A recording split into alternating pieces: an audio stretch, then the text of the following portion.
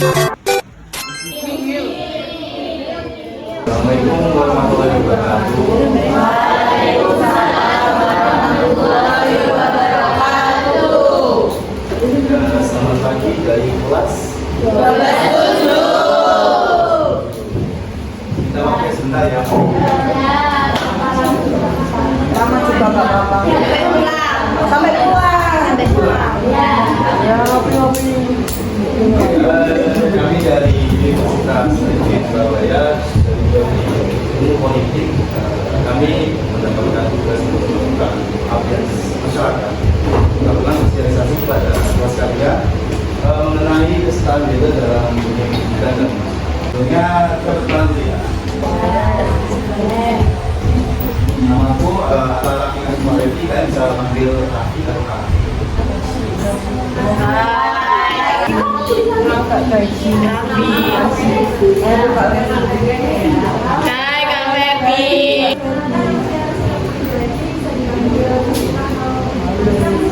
Hai Kak. Hai Kak. Aku pergi. Halo Kak. Hai Kak Dimas. Halo, perkenalkan saya Hai Kak Farel. sebelumnya ada yang tahu tentang kesetaraan gender mungkin yang bisa menjelaskan? Farida. Farida.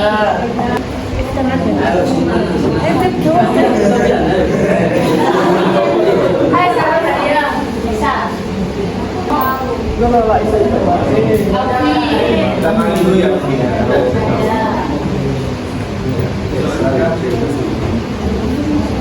Ya, sebelumnya kita melihat materi-materinya yang ini itu ada yang pertama itu ada apa itu kesetaraan gender, kemudian ada macam-macam diskriminasi gender, kemudian apa diskriminasi gender, yang keempat ada pemberdayaan melalui pendidikan, dan yang terakhir modus atau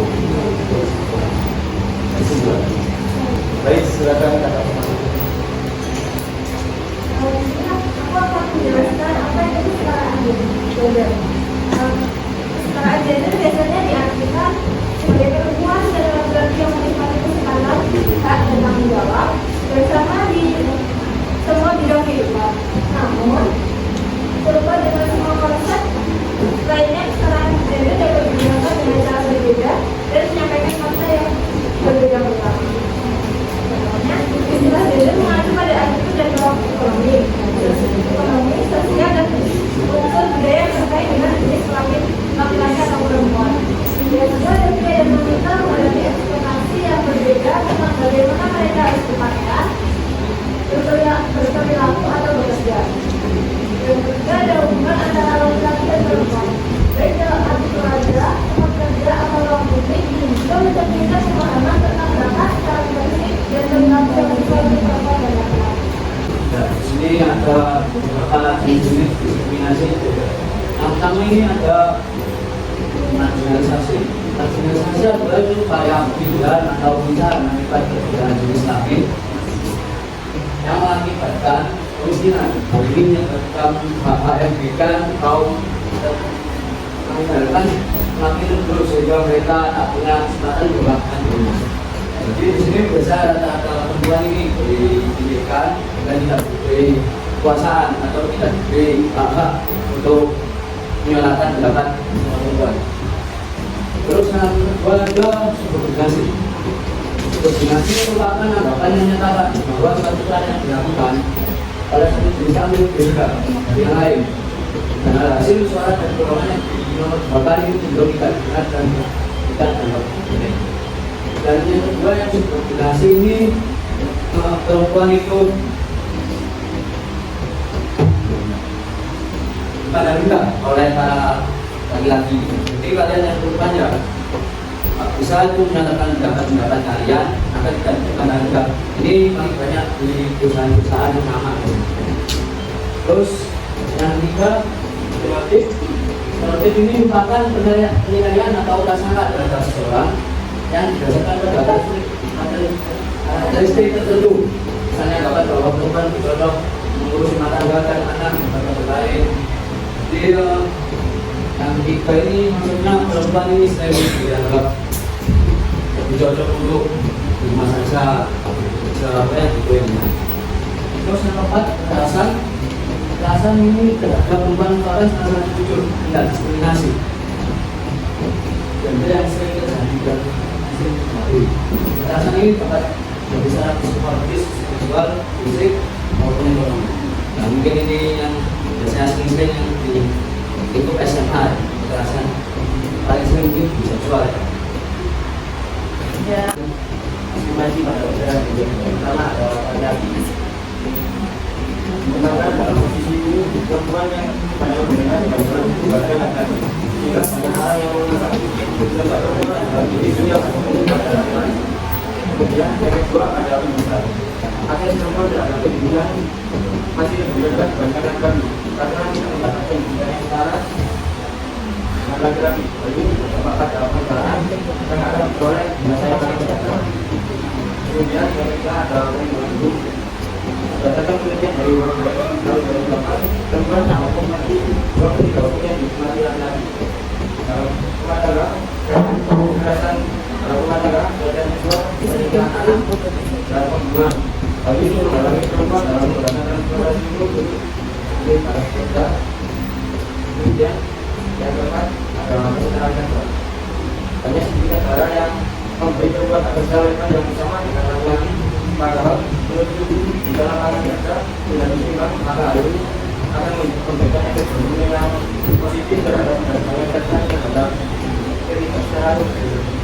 Kemudian yang kedua ada pelatihan masyarakat. Pelatihan masyarakat memiliki banyak yang diinginkan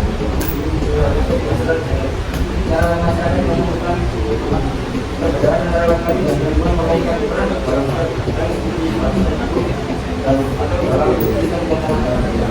Ya, kalian tahu nggak bagaimana sih transgender ini dapat diterapkan di dalam dunia pendidikan? Tahu nggak? Nggak. Lagi ya. Ya. Terus satu tuh adopsi pendekatan gender responsif, yaitu sekolah perlu mengadopsi pendekatan yang responsif pada gender dalam perencanaan kurikulum dan kegiatan sehari-hari. Ini berarti itu kayak mempertimbangkan perbedaan gender dalam pengaturan kelas. Terus pemberian tugas, penilaian, sehingga semua siswa merasa dihargai dan didukung. Yang kedua adalah menyediakan kesempatan yang setara. Nah, sekolah ini harus memberikan kesempatan yang setara bagi semua siswa tanpa pada mundur terhadap jenis kelamin. Dalam kegiatan ekstrakurikuler, pemilihan pernah dalam drama ataupun pembinaan kelas, siswa harus diberi kesempatan untuk mengambil bagian tanpa adanya stereotip gender yang menghambat.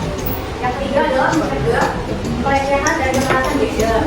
Nah, kalau program ini pembelajaran yang mempromosikan kesetaraan dan pelajaran nilai-nilai yang saling menghormati. Oke, sudah sampai di sekitar setelah kita dan memastikan bahwa semua individu tanpa memandang kami memiliki apa dan apa yang sama semua aspek kehidupan terutama dari dunia.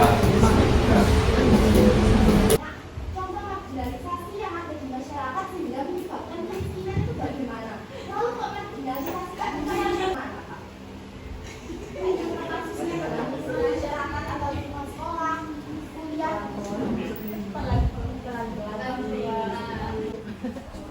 Oke, mungkin contohnya misal ada seorang perempuan yang yaitu memiliki anak cuman tidak semangat kan melihat apa jadi suaminya ditekan akhirnya korban jadi apa konsumen dan yang dia tuh harus kerja keras tapi kan yang kita tahu di lingkungan kita ini perempuan masih sulit untuk mendapatkan yang jadi